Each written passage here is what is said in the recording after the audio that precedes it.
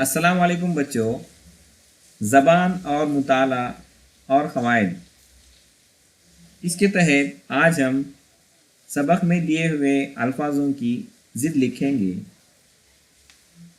गायब की ज़िद है हाजिर, नफ़रत की ज़िद होती है प्यार, तारीकी की ज़िद होती है रोशनी, छाँव की ज़िद है धूप, नुकसान की ज़िद है फ़ायदा। अगला सवाल हम देखते हैं। सूरज को खुर्शीद कहते हैं, चाँद को हम कहेंगे कमर, रात को हम कहेंगे शब, बाप को वालिद कहा जाता है, खुदा के लिए दूसरा लफ्ज़ है अल्लाह, आसमान के लिए दूसरा लफ्ज़ है फलक।